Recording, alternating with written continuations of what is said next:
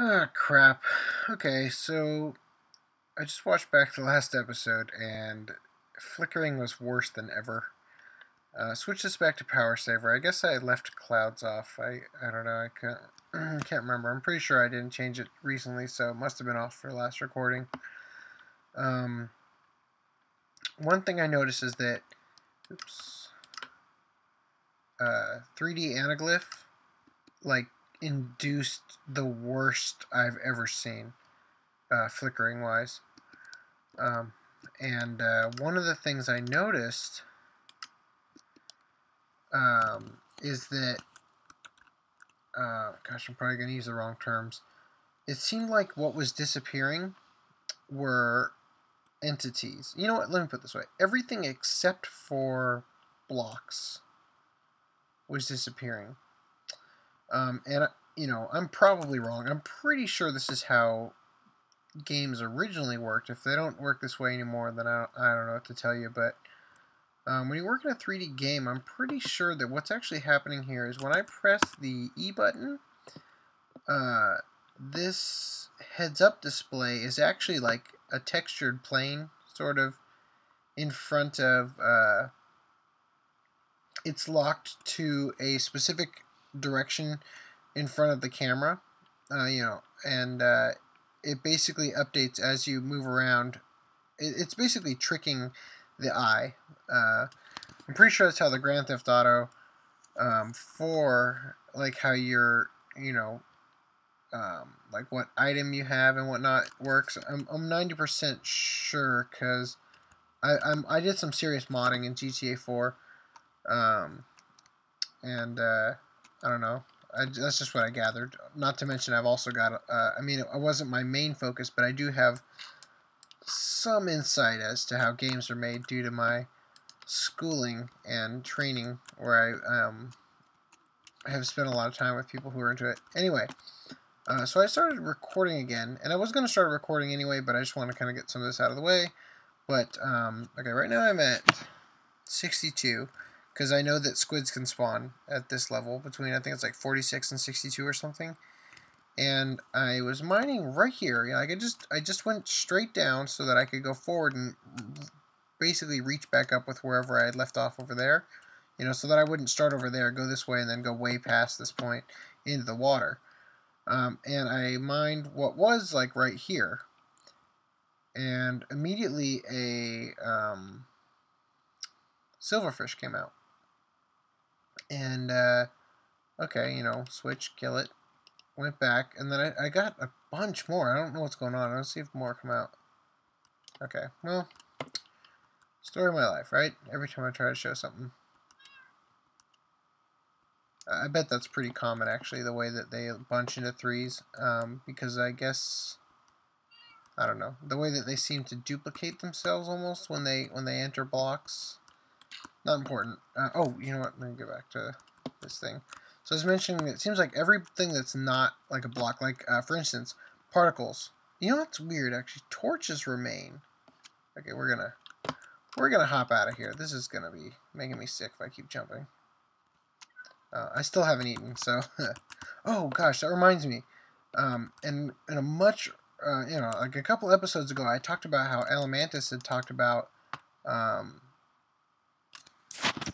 how when he's working on a project, he can go without eating for days. Um, Man, I cannot believe how many episodes have gone by without me mentioning this. I started talking about how I'm the exact same way. I completely forgot to mention, and I got sidetracked on something. When I first started playing Minecraft, um, I lost 20 pounds in about 2 weeks. And, um, I mean, that's pretty severe. Um, I actually, I was actually about, I don't know, 20, between 10 and 25 pounds overweight at the time, because I had adopted a diet of almost exclusively Del Taco for a while when I was working on a Nickelodeon short.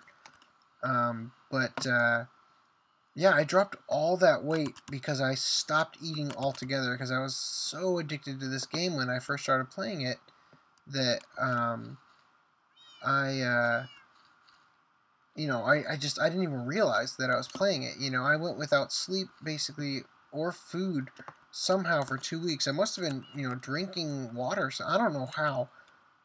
It's all just one huge blur. Anyway, so today, like, well, you know, this recording is episode 20, and there's kind of an unwritten understanding between Alamantis and I that, well, originally it was every, and you know, we were originally going to do it as mine. You know, I was going to do it as mine because I'm the one uploading the world save. But originally it was going to be that every 10 episodes we were going to update the Google Earth style. I gotta find out what exactly it's called so I can stop calling it that. But the Google Maps style version of our world that you can view on our website. Wow, this lag is just. You know what? I want to mention something. Okay, let's stay focused. Stay focused. Okay, so okay. You know what? I'm going to write this down. This is what the books are for.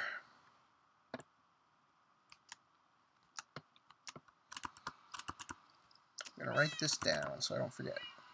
You're gonna see all my horrible notes of stuff I've already talked about. Oops. Oops. Haven't moved it yet.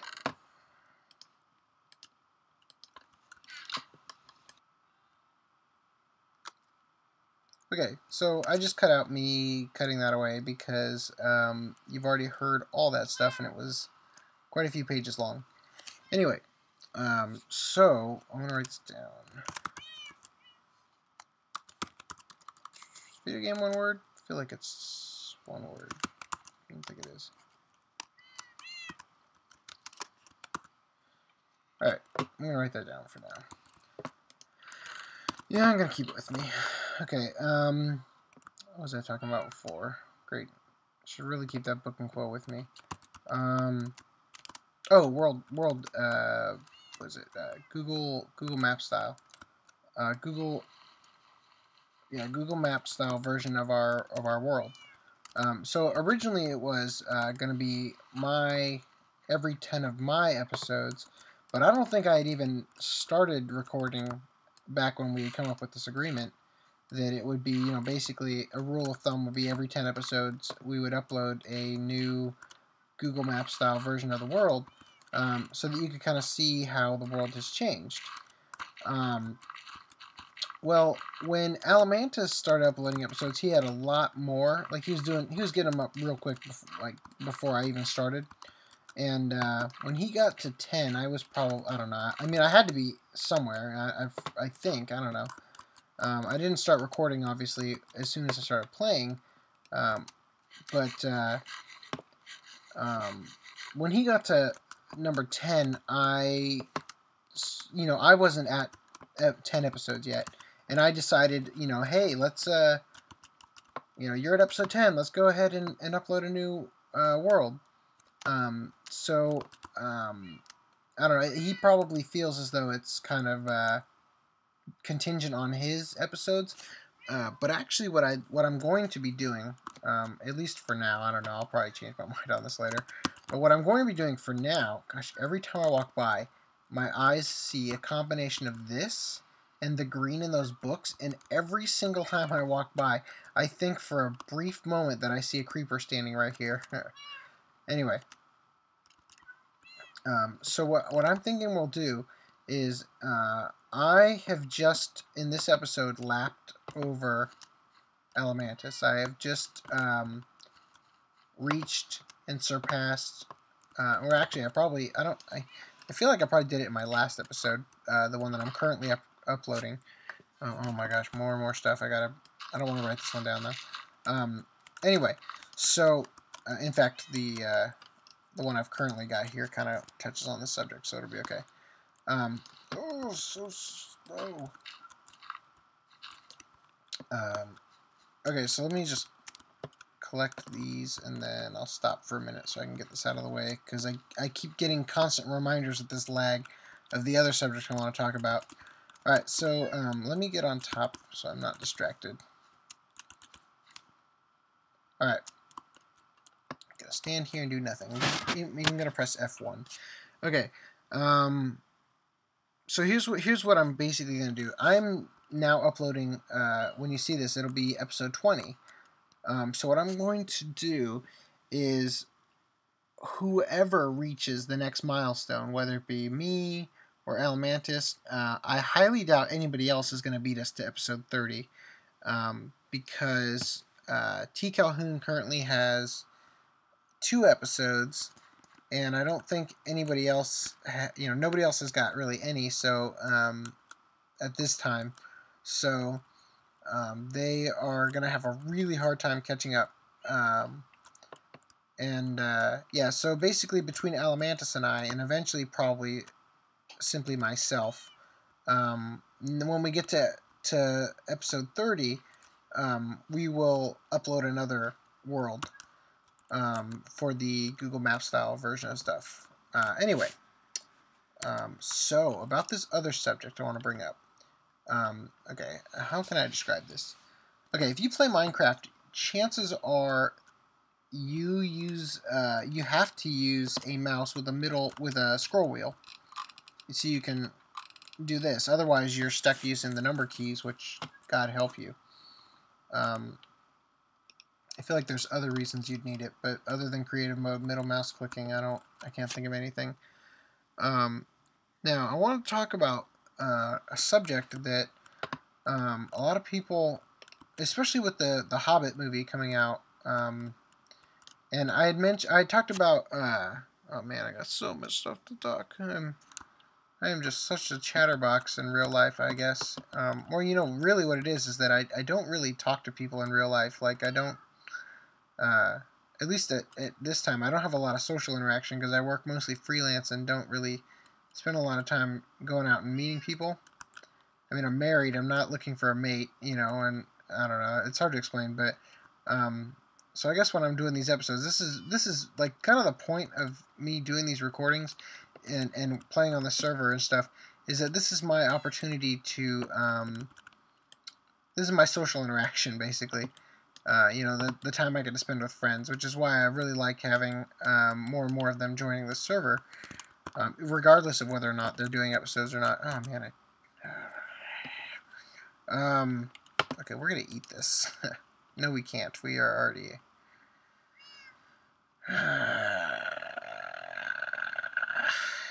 Nothing is ever easy. We're gonna throw it away. We don't care. We gotta throw something else away. I don't want to throw anything else away. By the way, you think it's weird that it says sugar canes? Has it always said that? As opposed to sugar cane?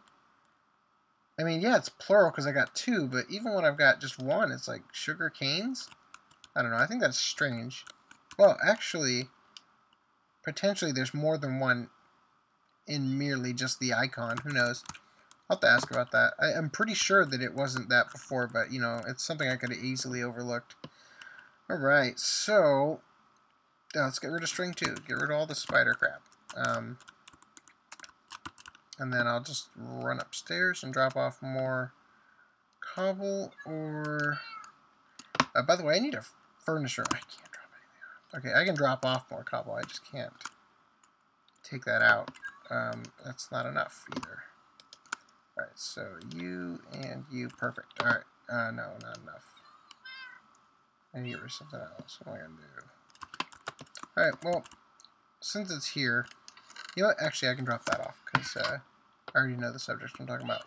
Alright, this episode is extremely unorganized, as usual, which really bums me out, because I was hoping I would have something better to talk about. Alright, so I got those back, and now I can't pick these up. Alright, so let's talk about this. Okay, with The Hobbit, I talked about stereoscopic 3D in the last episode, and how it's a gimmick, and honestly, they are exploiting you. You're paying extra money to see a movie, and let me put it this way. When I was in school learning 3D and whatnot, Avatar came out. And Avatar, I do not like the movie Avatar. It's definitely not one of my favorite movies. But it's an important movie for my industry. And I was actually pretty excited when it came out, not because I thought it was going to be good, because I definitely did not expect it to be good, and I personally do not think it was good, but because I felt like it was going to produce a ton of work for me in the future. I thought that, man, this lag. I thought that when it came out, it was going to, a lot of companies were going to want to go that route and make movies like that, and it was just going to provide a lot of 3D work for me. That is not exactly what happened. Rather than, spend the zillions of dollars that James Cameron did to do all the 3D, like the actual CGI, they decided to merely do the 3D camera stuff. And you'll remember when Clash of the Titans came out, it pretty much bombed, in a lot of people's opinion, due to the stereo conversion, because they hadn't recorded the movie in 3D using this 3D camera, and it was competing with Avatar and stuff. So they converted it. They in the process of stereo converting, if you don't already know what it is, it's you would be insulted, I think, if you were to hear. It's ridiculous. I mean, it's the simplest thing in the world. In fact, gosh, it's so hard to describe this to such a wide-ranged audience. Basically, in the world of, let's say, if you know how to use Photoshop, and you've used, like, what a lot of people call the marching ants, where you lasso or marquee around some pixels. In compositing, that's called rotoing, where you, not necessarily exactly what that is called, but the rotoing is the process of basically tracing every single frame in a movie. You're tracing, let's say, the actor, or this object in the foreground, or something in the footage that you've been given that needs to be adjusted or changed or whatever, and you don't have a 3D asset that you can use to render out a mask or something. Wow, why am I not picking up any of this stuff? If I log out and log back in, is that all going to come back?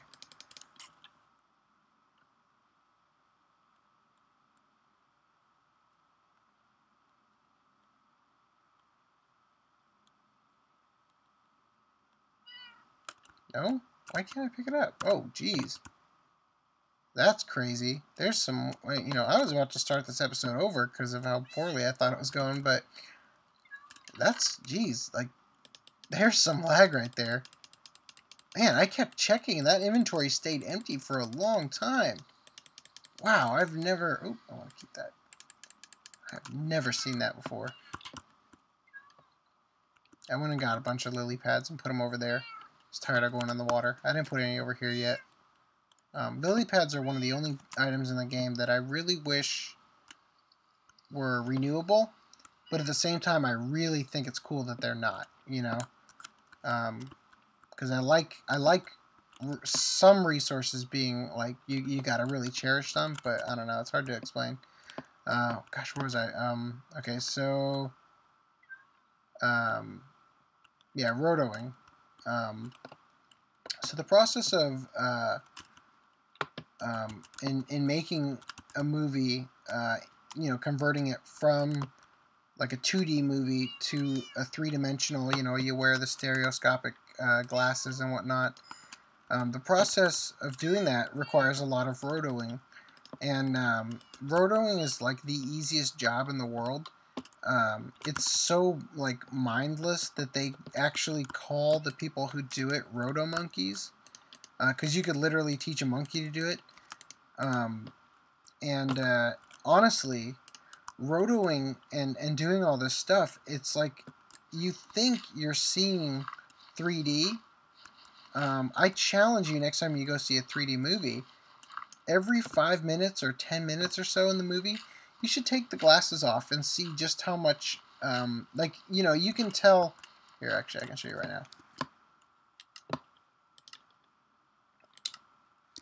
now. Okay, so this is a horrible spot for me to show. Let me show it up here. Oops. Okay, so we all know how the red and blue works. You know, over one eye you see one thing, and over the other you see something else. So when they're forced back together through the glasses, it gives you the illusion of depth. Anaglyphic 3D actually gives you some pretty decent depth, in my opinion. Except that, you know, you've got the gimmick of the red and blue, and it doesn't really fit exactly right. Okay, so look at this cocoa bean right here. Notice as I get closer to it that it converges to the point where it becomes like where the red and blue are laying right on top of each other, basically. Same with the bed. You know, basically, it's just the depth thing with everything. The farther away from it you are, in Minecraft, in this 3D environment where I actually have real depth of field, the farther away I am from it, the farther the red is from the blue. So, oh gosh, I gotta turn it off. Again, I saw that. Then I saw the hue change on this with the red on top of it and thought there was a creeper there when I hit escape. Okay, hold on. Oh my gosh, I do that every time. Not every time. A lot, though. Alright, so, I challenge you next time you're seeing a movie in 3D, which, if you can help it, I highly suggest you never see a movie in 3D. Unless it's a movie like, you know, as I mentioned in the last episode, Toy Story, you know, movies that are rendered completely in 3D. I challenge you, and I noticed this I mean, you know, I've known this for a very long time, even before I ever went to a movie in 3D, but in Resident Evil Afterlife, I think it was, is the one that like filmed with James Cameron's 3D camera technology. It's like, okay, that potentially, let's say that that's true. Let's say that it was in fact filmed with his camera. There are quite a few moments in that movie, and you know, it's really not that hard to tell what's 3D and what's not. I mean, CGI 3D. Sorry, the lingo goes both ways there. It's hard for me to constantly refer to it as one thing as opposed to the other. Anyway, so let's just say that the movie is in fact filmed with James Cameron's 3D camera, actually, it's kind of helpful. Whatever. If you take off, or this is where I would notice it, like you just take off the glasses and the convergence, like how far they're pushing the depth, it's like through a great deal of the movie, they're not pushing it at all. Oh man, I'm really... Okay, well, okay, we're going to continue on this because it's still getting there. I hope there hasn't been tremendous flickering, because that's actually what this is all about, and my ploy to fix it, if I can, but I hope it hasn't been too bad up until this point while I'm describing this. Anyway, so next time you go see a 3D movie, especially one that you know has been converted, or not that you know has been converted, but that isn't bragging that it was recorded with James Cameron's, you know, technology, I urge you to take your glasses off, and you'll see that at certain points in the movie, they're like, it's so slightly fuzzy, blurry, that it's like you could watch it easily without the glasses on, because what they're doing, in fact, is they're distorting it and then giving you like basically a decoder ring. You know, like your 3D glasses are like the decoder glasses that take the obscured image and then put it back together so that you can actually see it. And seriously, what they do for 90% of depth, and you know, there's obviously there's the important shot, the shot that you need to really spend money and time on to convert to 3D. And then there's every other shot that is not very important. And for those shots, what they end up doing is they will push like maybe something in the foreground, and then they know that your eyes are going to fake the rest of the depth, and you're not. They don't even have to do it. Honestly, they're cheating you out of money. So that's the bottom line. Don't, if you can help it, do not go see stereoscopic movies. It's a horrible gimmick. I seriously hope that it dies soon because it's awful. And then the idea of making movies that are called such and such movie 3D, Judge Dredd 3D, which I have not seen but actually really would like to. Now, I'm not going to lie, some movies are filmed intentionally with the 3D and do a good job. I have yet to see one other than, movies that are rendered completely 3D, like Toy Story and whatnot, that I actually enjoyed. But, I did not enjoy Avatar. It's very obvious when you watch Avatar which parts were composited with the 3D of, actual CGI and the 3D of the 3D camera. I just think it's distractingly noticeable. Anyway, so with The Hobbit, oh man, I cannot believe the tangent I went on. With The Hobbit, they're doing this thing where 3D's dying, and the industry knows that. Thank God, right? And it's going to probably stay around for a long time, regardless, unfortunately. But what they're trying now with The Hobbit is they are trying to produce 48 frame per second footage. Like they're trying to show video at 48 frames per second instead of 24, 29, 97, and 30 or whatever different format. For instance, when I worked on this Australia project, I had to render my stuff out at 25 frames per second, which is the PAL version, the European Australian frame rate, yeah, so basically what they're trying to do with The Hobbit, I don't know if they've done it with other movies yet. I'm pretty sure The Hobbit's like the breakout feature they're doing it with. And you have to understand that the way that film works, it used to cost a ton of money to make even small films, because for the celluloid and whatnot, and oh my gosh, this is going to be one weird episode. Basically, back in the day when films were first being made, alright, we're gonna break these. We don't need them. Oh no, shoot. We're gonna silk touch them so we don't waste all that hard work. Shoot.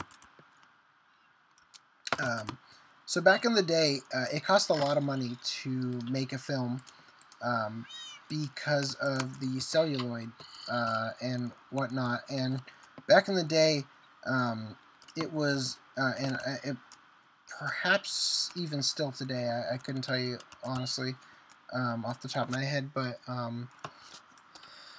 back in the day, what they did to prevent people from monopolizing the industry is they made it so that it was illegal for a film company to own film cameras.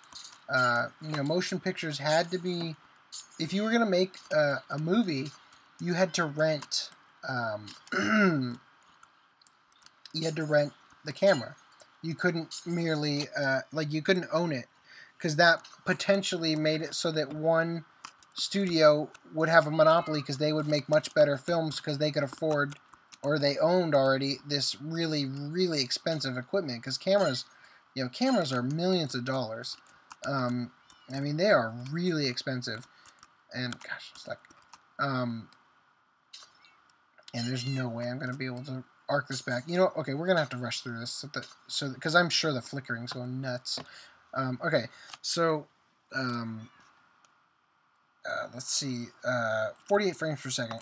Yeah, it would have initially cost a ton of money to do that, because that's literally doubling the cost per celluloid. But now film is primarily shot on digital, which actually does not film grain. The original films are actually much, much, much higher resolution than digital has been. You hear the term 1080p, and it's nothing compared to original film grain. I mean, the detail that can be stored in old film grain, it's like, it's not unlike when people say that, you can hear a difference in CDs versus records, vinyl. It's the same thing. Film grain is just in unbelievably higher quality. Okay, good. I pick it up. Good. And anyway, but 48 frames per second is their new gimmick, right? And the people that they tested it on did not like it. I don't expect to like it, honestly. And people already will argue that it's a ploy and they're trying to get money out of you and stuff. And yes, they are. Yeah, for sure they are. I'll tell you right now that that's definitely what they're doing. But and don't feel like oh jeez, I fell. Don't feel like that's Peter Jackson doing that. I mean, he really doesn't have anything to do with it. It's just what the industry's doing now.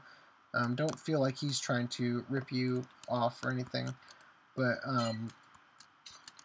what's going on with the 48 frames per second, and the reason that people are already against it, is because studies have proven that you honestly, most people can't tell the difference. Like, unless you're really focusing on it, 90% of what you're seeing on screen is not going to be affected by it. For instance, if you're into anime, Hayao Miyazaki utilized frame rate really efficiently in all of his work, really, but I'm going to give you one thing you can watch specifically that you'll really be able to see it in Princess Mononoke. If you watch the scene where, oh my gosh, what is her name? Son? Yeah, I believe that's her name. When Son... I gotta look this up, hold on. Yes, Son. I don't know why... Oh. This is gonna sound dumb. I don't remember logging out here. Oh, yeah, I must have come here to put stuff away. Oh, I was getting torches, that's right. Yeah, I don't know why I blanked on that name. Yeah, I was 90% sure it was Son. Anyway, when I think it's like one of the first times you see her when she's it's when she's wearing the mask. When she's at, and I forget the name of the village or whatever that they're at, but when Ashitaka is in the it's the place that eventually, I guess, burns down basically the whole thing. Oh, geez, I had a bunch of torches already. All right. When she gets shot in the face with like a musket or whatever by that one girl whose name I definitely don't remember. Man, it's been way too long. I'm gonna have to watch that after this. Anyway, she gets shot in the face, and the mask that she's wearing bursts off, and she like falls backwards. Look at that. Are you? Yeah, you're a regular zombie. If you watch that scene frame by frame, you'll notice that the rate at which she falls backwards and the rate at which the sign, sign. I'm thinking about Minecraft too much. The mask breaks apart are happening at two different speeds. And that's utilizing frame rate in a way that is very effective and very efficient and really innovative. And they do that in all sorts of animation, but Miyazaki, being the master that he is, really utilizes it effectively. So anyway, as I was saying, you'll notice it there, but you won't notice it, let's say, if two people are just talking. And you definitely notice it in anime and cartoons, because cartoons are they are recorded at 12 frames per second. So because it takes, can you imagine if you were to do something at 24 frames per second, you'd have to draw literally 24 cells per 1 second of animation. And that means that that's an nearly incalculable amount of drawings you're going to have to do for even 10 minutes worth of a short or something. So what they do is they animate on twos, which ends up being 12 frames per second, so that they basically can get away with animating half as much, and they animate half as much, and it's still very, very smooth, and it really translates well. If you were to watch live action footage, footage of real people that was shot at 12 frames per second, you wouldn't necessarily know what you were seeing that was wrong, but you would recognize that something is not right very quickly. The human eye can see, I believe it's between 70 and like 85 frames per second. So, theoretically, the 48 frames per second should not be a huge deal. You should be able to see it pretty easily, and it shouldn't bother you. But for some reason, it did not test well with the people. Perhaps just because it's something new. I'll have to admit I haven't seen the 48 frames per second stuff yet.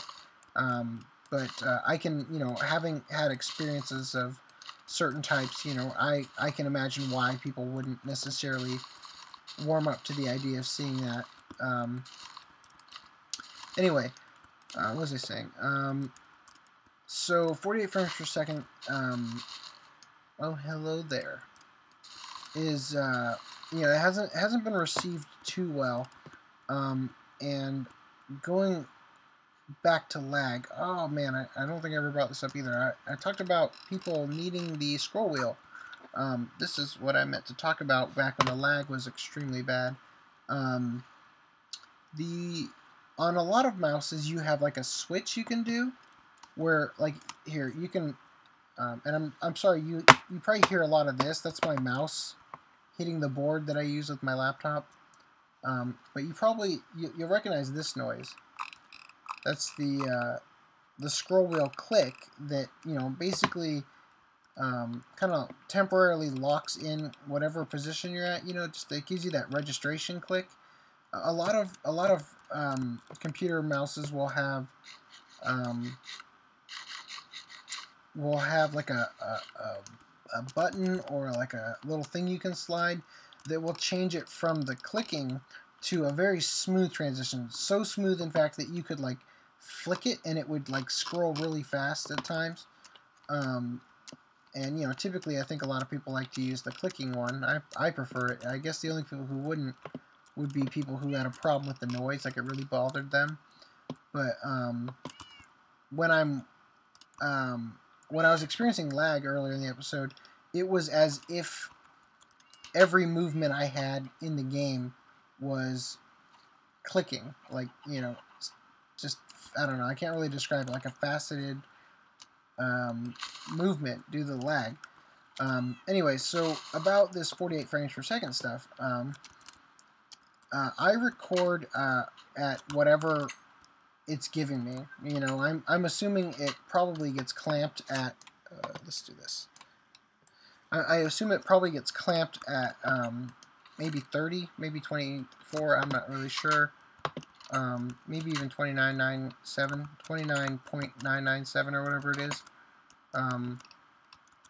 This isn't the kind of stuff I keep. I mean, it's kind of important for me to know this, but it's not super important since like my actual job is not really related to frame rates and stuff.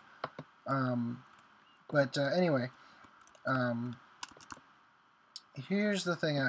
The reason I wrote down, what I wrote down, video game FPS AR, is because what I wanted to talk about, and this thing about my flickering, which has probably been happening all this episode, is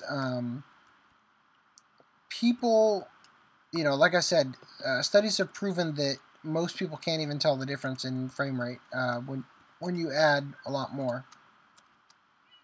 It's similar to the idea that if you watch a TV and it's showing you 1080p, full HD, most people could not tell the difference between 720p and full 1080p. And 720p is like half the resolution of full 1080p. And so anyway, I mean, it's not exactly half, but it's close. So the frame rates, when a friend of mine had recently kind of educated me on the subject of frame rates in video games, and this whole thing has been worth it. I promise you, this is probably going to be really interesting. So the thing about frame rate in video games is that yeah, it's hard to understand why. I mean, let's face it, if people can hardly tell the difference between like 24 frames per second and 48 frames per second, then why on earth are video game companies constantly talking about excuse me, constantly talking about increasing frame rates and stuff? And why do people, I mean, I think some guys on the Minecraft server record at like 90 frames per second and stuff, and it doesn't seem right. Like, why on earth would they do that? Well, here's why. Frame rates are actually very important in video games. Now, you won't notice necessarily when you watch my videos, but, and in fact, this is a perfect example. Almost every time I've ever heard B00, for instance, talk about, oh no, lag, like I'm experiencing lag in Minecraft. When I'm watching him, I would say 99, if not 100% of the time, I don't notice the lag that he's talking about. And I'll tell you why we don't notice that. It's because when you're watching a recording, you aren't going to notice frame rate as much. But when you're playing the game, and frame rate is not, it's dependent not only on what you're visually seeing, but also your other senses. You know, the point is that I am not necessarily seeing lag, although I am. I'm definitely seeing it. I'm more feeling it. I'm feeling the game not responding as quickly. And this is very important with AR, or alternate reality games. Games where you would, let's say, you know, put on a visor and feel as though you're in that environment. It is tremendously important that frame rates be very, very high, because they have to be higher than what you can even perceive, so that when you're playing, it's so fluid that it feels like you're in that environment. And the first thing that can yank you right out of that environment is poor frame rates, which can translate to lag. So anyway, that's the main spiel on that. That took probably a full hour for me to lay out. But now on to the flickering. I think I mentioned earlier, I'm sure I mentioned, I should say, that when, here, let's make it daytime. Get out of here, spider. No! Jerk. The only time you need to sleep. Oh, crap, I hate that. Stay put, cat. It wouldn't be so bad if they wouldn't teleport and then stay seated. I hate that. You know, like, be walking, like, you're, okay, at least you're good. He probably tried to teleport, but he was already too close to me, so he just got stuck in the bars. Anyway. Gosh, how many cats do I have of that kind? I don't have any tuxedo cats. I've got that, like, one orange cat left, and like, just a ton of Siamese. I'm gonna, someday, I'll try to get more. Anyway, we're getting off topic. Frame rate, I talk about frame rate. Oh, okay. Let me kill this guy, and we'll get back on track. Perfect. Okay, so, and again, I'm really sorry. I bet you've sat through about an hour of me talking with this horrible flickering going on. So here's what I want to talk about. It seems to me that, with the exception of torches, The only thing that really stays during these flickers, because I watched back some of my stuff frame by frame and noticed at each flicker interval where what would disappear. Gosh, I hope I talked about it in this episode. The idea that this is actually like a polygon. When I go into a window like this, it's actually a polygon that's locked in front of my active camera and all that. So that's why I'm seeing it. That's how games work. At least that's what I've been led to believe. Anyway, I noticed that this also disappears during the flicker. Not only that, but let's see. It's hard to kind of see. Okay, I can't see it at all right now. Is it just daytime or? Well, that's weird. Hold on. Maybe if I go into where there's more contrast, like shadows. Okay, here. It's pretty faint. Maybe if I go over here. It would have really shown up downstairs before I lit it up. When I do this, you'll notice the vignette around my screen. That's like you're in the darkness. You'll notice it's disappearing. So that's also something that disappears. Now the really interesting thing is that also chests disappear because they're not technically like a block. I'm pretty sure they're considered entities. I don't know why I feel less secure about saying that in this episode. I'm sure I've said it before, full of confidence. Anyway, but yeah, they also disappear. So, and I was thinking that it's probably not Minecraft that's causing this flickering, but probably QuickTime Player, the program I'm using to record with. But it seems to me that it has more to do with my what I'm basically asking my graphics card or whatever to do. So I imagine if I was to change, if I was to do that and that, which I'm not going to do because, who wants to play that game? Sorry, Elementus. But, if I was to maybe, I don't know, I'm gonna try to make it as least invasive on. Oh, why is that off? That should be on. I feel like that should be on. I don't know. Clouds are back on. That's weird. So I don't know. Maybe someday I'll figure it out. I'd like to be able to play the game with all the settings set to maximum. Hell, I'd love to play. I mean, not that I would be able to do it. I don't think I'd be able to do it on my Mac, but I'd love to play with Sonic Ether's Unbelievable Shaders mod at least once and just kind of show in the recording. But I'm sure. Oh man, I'm noticing that faceting again when I move. Well, it's gone away. I don't know what to say. Alright guys, well, I don't even know if I'm going to put this episode up. Being that this is episode 20, kind of one of the major important things I wanted to do to commemorate the fact that I'm about to upload the world save to Dropbox and send to Alamantis is I wanted to pretty up, which actually, due to the direction that the world sees, it's like this way. I could probably. This is really all I got to take care of. So I guess we can still do it. But I don't know. I'll have to watch back this episode and see if it's worth putting up. Obviously, if you're seeing it, that's what my decision was.